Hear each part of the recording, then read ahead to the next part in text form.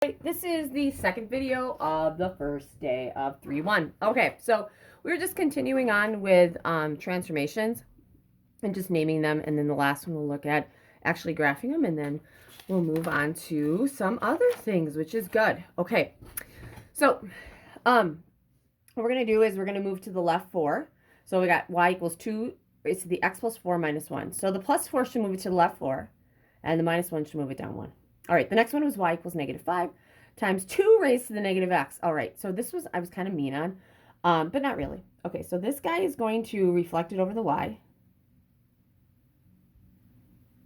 So that's my first thing. So it'd be first thing, and then my second and my third really doesn't matter.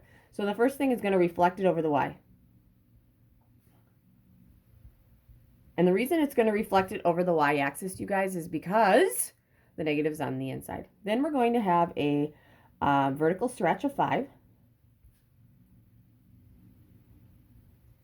And the negative on the outside it's going to reflect it over the x. All right, which means we're to the last one. So my last one, y equals negative 2 times x plus 3. Plus 3 is first, so this would be my first thing. And then my second thing would be the negative. So first thing we're going to do is move it to the left 3. And the second thing is reflected over the x-axis. All right, so when I do this, again, lovely paper that my dog chewed up. Okay, we'll start with, and I did it in green last time. I'll try to be consistent. Y equals 2 to the x. So you need an original one, right? So we go x and y. I'm going to go negative 3, negative 2, negative 1, 0, 1, and 2, and 3. So I like to start with the easy ones, which are 1, 2, and 3, and move back. These are all my exponents. 2 to the first is 2. 2 squared is 4. 2 cubed is 8. Going back up, 8 to 4, 4 to 2, I divide by 2. 2 divided by 2 is 1. 1 divided by 2 is a half. A half divided by 2 is a fourth. A fourth divided by 2 is 1/8. If I keep dividing by 2, this is important. Will I ever get to 0? Absolutely not. So here's my original function. Really important is 0, 1, 1, 2, 2, 4, and then 5, 6, 7, and 8. Negative 1, we're at a half, then we're at a fourth. All I need to do is make sure that this guy, you guys, does not go past the x-axis. All right, because that is my asymptote. Next thing I'm going to do, true to form, we had y equals negative 2 to the x plus 3, right? Yep, left 3. So this, left 3. So left 3, 1, 2, 3, left 3, 1, 2, 3, left 3, 1, 2, 3, and left 3 would be here, and left 3 would be the other half here, because all my points just basically moved. Here we go. My asymptote didn't change. Then the next thing we have to do is we have to reflect it over the x. Now, big point here would actually be if I could, this guy was up 1, 2, 3, 4, 5, 6, 7, 8. Now it's got to be moved down 8. 1, 2, 3, 4, 5, 6, 7, 8. What I was getting at is if you can put the y-intercept on there, go for it. You can't put an x-intercept on here because it doesn't exist. There's an asymptote. Here we go. There we go, there we go, there we go, there we go. And we're not going to hit the x-axis. And there it is. All right, so when I'm looking at these, again, I'm going to go with y equals negative 2 times x raised to the, x plus 3. My graph should look very similar to what I got there. And it does. It does. Okay, make sure it's, yeah, negative 2. Oh, we got too many. X, no, it's negative 2 raised to the, my bad.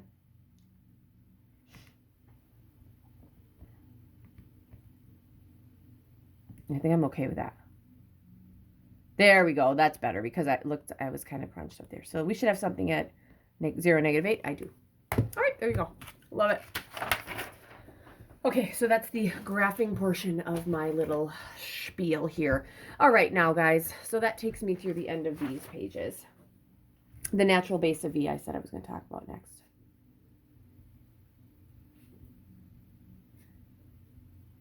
All right, so in mathematics, there are certain things that happen all the time. So we get to have these nice little like symbols or things that represent numbers.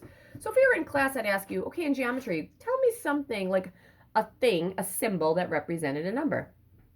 And most kids tell me pi. Yeah, pi is 3.14 because we use it all the time. Now, e is also something we use in exponential. It is a base of e. I'm willing to bet, I never really think this hard about it, but e, exponential, I don't know. So if you look at your calculators, you guys, above the ln button, which is going to mean something, okay, we are going to have an e to the x. So x second and then e to the x. My bad. Clear that. Second and then e to the x. There we go. If I want to know what e is, I just raise it to the first part because that's what e is. It's about 2.7128281828, and it keeps going and going. And there is no e day, I don't think, but I could check that up for you guys, okay? It doesn't make sense. The last day I was in school, this class celebrated Pi Day. Isn't that crazy? We had donuts and cookies. And that was the last day of school. It's kind of fun. All right. So, last day of last year, I should say, of regular school. So that's what it is, okay? So if I want to look at the graph of this, you guys, e to the x, it's just an exponential whose base is funky. It's this weird number. That's it. That's all it is. Okay? And if I want to sketch a graph here, this would represent my starting point. So that would be that number right there, and it rises up. Okay, so it's just found. It got its own thing. It's so special. It is just so special. Okay? Now, exponential functions can be written in two ways. Oh, and this is where I'm going to be honest with you guys. I'm going to introduce something to you here, and you might not use it here at all. Okay? But I want to expose you to everything so I can at least say, yes, I did that. Exponential functions can be written in one of two ways. The first one, y equals a times b raised to the x. That is the first one all the time, okay? Now, anything can be written with a base of e. Y equals a times e raised to the k times x power, okay? What's great about this, you guys, is that your initial value is a in each of these. Because when x equals 0, y equals a. Think about it. If x is 0 here, what's b to the 0 power? That's 1. 1 times a is a. This guy, if x is 0, k doesn't matter. It doesn't matter what k is. What's e to the 0? That's 1. What's 1 times a? That's a. So in this instance, they're always the same. All right. So this is kind of the end of what I would have done in the first day. And I'll be honest with you, I skip through my notes a lot based on what kids say. But you guess what? There's not a child in front of me, so I have no idea what to say. So this is what I wrap it up with. Find the equation for the exponential function.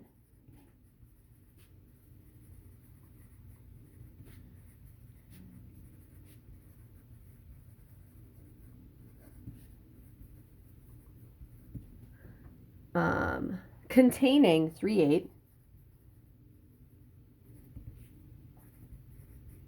and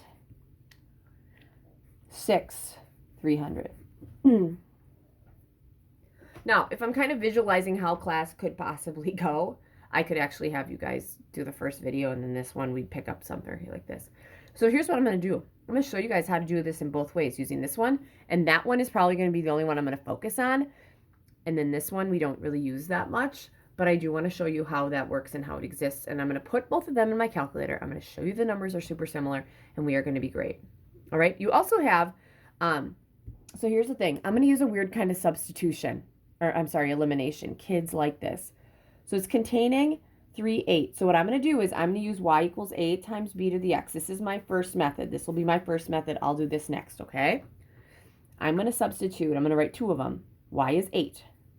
That equals my a, which I don't know, times my b, which I don't know, and that's going to be cubed. All right? Then, the next thing I'm going to do is I'm going to write it with this one. My y is 300. That equals a times b raised to my x is 6. Now, I'm going to tell you guys I want the exponent, that bigger one on top. It'll make sense in a bit. So, in the future, what you're going to do is pick the x that's bigger and just write it first. So, I'm just rewriting this.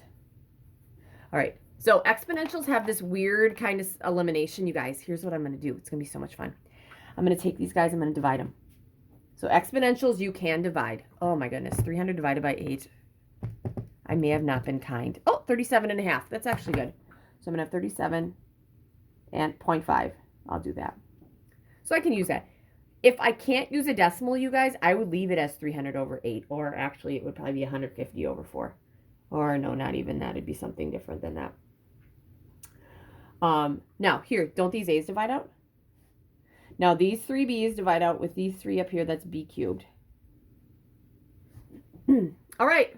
So, how do I make a b cubed into a b, you guys? One of two things. You can take the cube root, or you can raise it to the 1/3 power. I tend to raise it to the 1/3 power. And here's why. Eventually, I have to raise it to like the 1/40th.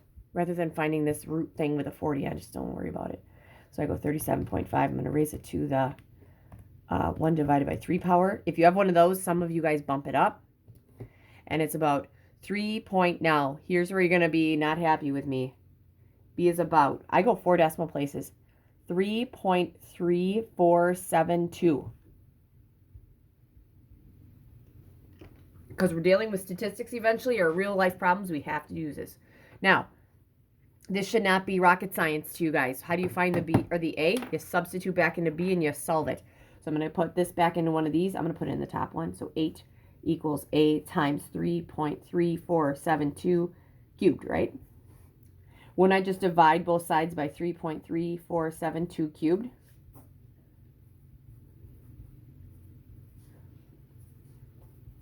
A is about.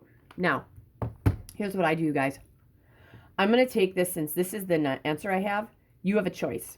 You can use this the 4 numbers if you want, the decimal place of 4, or you can use the whole thing. I'm going to use the whole thing. 8 divided by, I'm going to take this answer, so second, and the negative will say answer. I'm going to raise it to the 3rd power. And I'm even going to put this in parentheses because I'm scared. All right, we got 0.21333.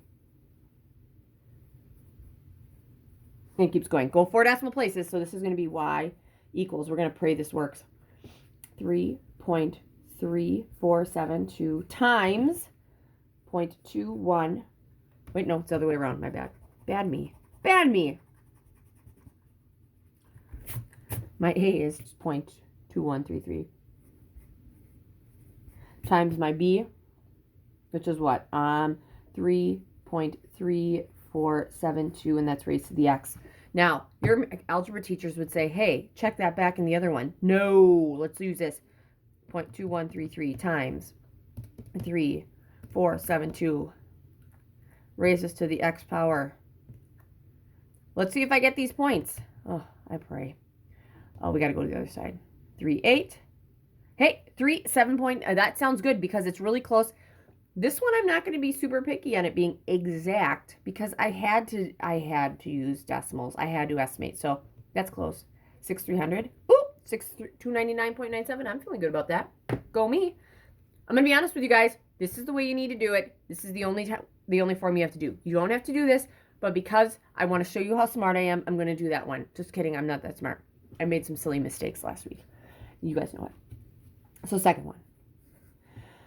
Y equals A times E raised to the kx. Now here's the thing, you guys. I just told you, if you put 0 in here, right?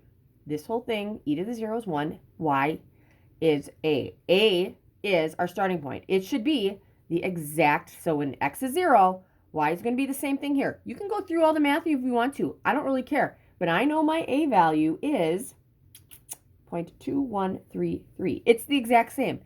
Is my K value that? No, it's different because this is different. But my A values mean the same because 0 in here, B to the 0 is 1. 1 times A is A. Y is A.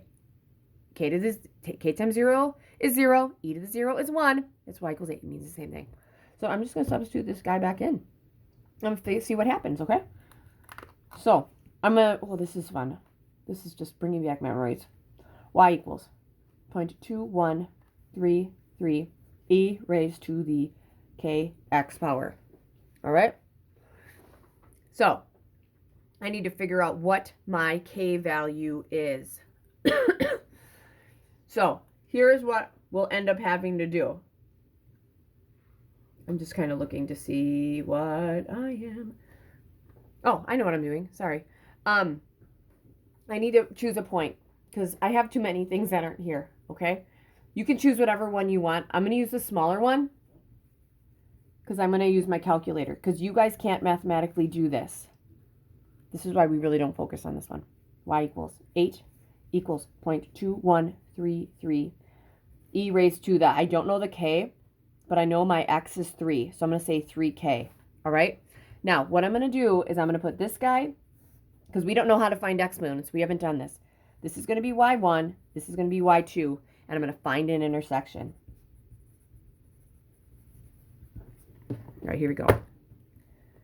I'm going to keep this in here just because I'll clear this out because it doesn't make a big difference. 8. And then 0.2133 e to the 3x.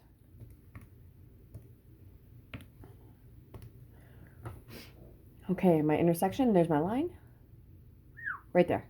Second trace, 5. Sorry. Second trace, 5. I didn't give enough time. 1, 2, 3. Intersects at 1.208. 1657. Some of you are like, quit chewing. I'm sorry. 8. This is what we want. We introduced a y to get this guy right here. So my equation, you guys, should be y equal, we said our a was 0.2133.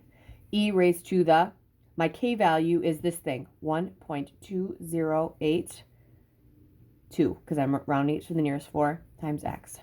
All right, here we go. As when some of my students would say, let's go. All right, I already have this in here. I'm going to change this to 1.2082x. Boom. Get rid of this thing. I need to find these points. I just need this table. What was it? 3.8? Boom, I'm feeling good about 3.8. 6,300? Boom, I'm feeling good about that. There you go. Drop the mic. She just solved it. We have 2 equations. We have this guy right here. We have this guy right here. This is the one. That is the one, you guys. That is the one I'd like you to do. All right? So, what am I in? I'm in 17 minutes in this one. Okay. Whoo, yeah, this is going to be good. Okay, so that's my exponential. Some of you guys are like, she is nuts. I'll be honest with you, day 2 is only going to take me through 3 pages. I feel like I need to do this a couple times. Here we go. Logistical functions. Today, the focus of this next part is going to be a logistical function. All right, so I'm like, you know what? I'm just going to give you this. There are 2 of them. This is only one that I use, and I'll be honest with you. This is the only one I use unless I give you the equation. This is the only one you have to know. Y, f of x equals c over 1 plus a times b raised to the x, or the other one would be f of x equals, because we can always have that wonderful base of e in there, c over 1 plus ae to the negative kx. Now, I'm going to be honest with you. This is the one. That is the one that I end up using. Okay? So, what I want to do is I want to look at just one of these. I'm going to give you, I'm actually going to look at the second one, which the only reason for that is because E is a number. So I want to look at, okay, let's say that our C value is 1 and our A value is 1. So let's just look at Y equals 1 over 1 plus E raised to the negative X. Okay. Essentially, that's just saying my A, my C, and my K are all 1. What happens? Okay, let's just look at that. And then I'm going to explain some things, okay? So these are our logistical functions. The C means something, you guys, okay? And I'll actually probably play with that. 1 divided by, okay, in parentheses, we're going to have 1 plus e to the negative x. All right, so zoom 6. If I graph this guy, here we go. Ooh, it's so skinny. It's so thin. I'm going to change my window. My y's go way too big. Let's go negative 1 to 3. There we go, right there. Okay, so it looks like it's getting really close to 1 on the top and 0 on the bottom. And I'm going to be honest with you, that is correct, okay? So if we have 1 here, I'd also want to know the y-intercept. Okay, now, here's the thing.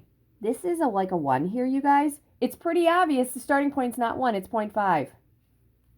It's obvious right there, right? So a sketch of this would be like this. And I can further confirm that because I could stretch this bad boy out. I can go negative 100 to 100. There we go. There you go. So it's really skin right there, but there it is. So if you want to trace this thing, go to the left. Look at that. This means that negative 11, that means skin close to 0. And this guy up here, as we move up, there we go. 1, 1, 1. Yeah. And every year I have kids who are like, I'm going to keep tracing it. So they trace it for the last like 20 minutes of class and they find, oh yeah, you're right, it's 1. All right. So that's an example. So if I want to do end behavior here, guys, as far as limits go, the limit of my function as x goes to infinity versus the limit of my function as x goes to negative infinity, because I know it's been a while. As x goes to positive infinity, what are my y's getting close to? 1. And as my x's go to negative infinity, what are my y's getting close to? That'd be 0. All right, so it's a little bit of, there you go. All right, now, like I said, we're going to use the guy on the left for the most part. I wanted to do, to do that. Now, C in both of them, you guys, means the same thing.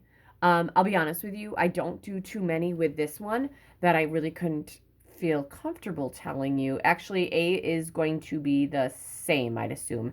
Yes, because if we had an x of 0 here would be what? B to 0 is 1, that'd be A. If I put a 0 here, e to the 0 is 1, that'd be A there. It does change things in the end, okay? But your A's are going to be the same. The C is what we call our limit to growth.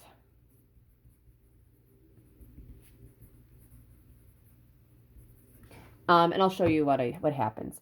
So far, it went up to 1, right? Let's change this to 2. Do you guys see that then this guy goes up to 2? Limit to growth means that this is a growth model, you guys. It's actually a little bit more realistic in the real world because you can't keep growing forever. You really can't. Like, I'm going to keep growing, and then I tapered off in 8th grade. I don't grow anymore. I gain weight, but I gain any taller. C is your limit to growth. It's how large y gets to be. All right. If I would add something on the outside, that would shift that whole thing up like a shift, but I don't have to worry about that. Okay. So, we're at minute 22 in this bad boy. Gosh, I'm going to finish page 1, and I may end up finishing, I'll do 2 of them. Okay, here we go. I don't even know what number we're on, but we're going to just say this is video 1. Actually, I'll find it. This was graphing. We had 4. We probably should have said that this guy was 5, you guys. This is 6 in the whole thing. All right, so here we go. Find the y-intercept and horizontal asymptote. Would it make sense this is a horizontal asymptote? Yeah.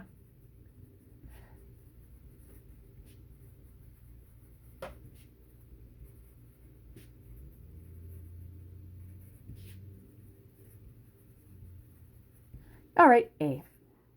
F of x equals 11 over 1 plus 4 times 0.6 raised to the x. Okay, we'll find the y-intercept. Okay, now, every year, even when I started teaching pre-calculus, oh my gosh, how many kids would say, oh, our A is 4. That means our y-intercept is 4. That means we're starting at 4. No, trust me, we're not going at 4. Sometimes it might happen mathematically, but I'm telling you, it's usually not. So how do you find a y-intercept? X equals 0, right? So y is going to equal, I'm just going to change f of x to y. 11 over 1 plus 4 times 0.6 raised to the 0. All right, here we go, you guys. This is 11 over 1 plus 4. What's 0.6 raised to the 0? It's 1, right? So y is going to equal 11 over 1 plus 4 times 1 is 4. Y is going to equal 11 over 5. There it is. Y-intercept is at 0, 11/5. There it is, you guys. I'm going to just tell you right now, if I graph it, it's going to be at 2.2. I know that it's what 11/5 is. Here, for all of you that don't believe me, we have 1 plus 4 times 0.6 raised to the x. Praying that that's good. Let's see if that gets there. 2.2. Boom. 11/5 is 2.2. Told you. There you go. Got it. Oh, horizontal asymptote. So let's think about this, you guys. If I was graphing this, wouldn't we say, oh, it's gonna start, what is it, 2.2, it's gonna keep going, but our limit to growth is at 11, right? Because that's what my C value is, right? Sorry, somebody's just on my Facebook. So that means my we'd have y equals 11, right? So there you go. I don't even think you need the one on the bottom. I know that the horizontal one is at y equals 11. You probably could say y equals 0 if you wanted to, because it probably does. But zoom 6, do I have that in there? Yeah. So it doesn't go all the way up there, but I'm willing to bet it just goes to 0. See? 0. Great. All right, so that's that one. Moving right along. B. All right.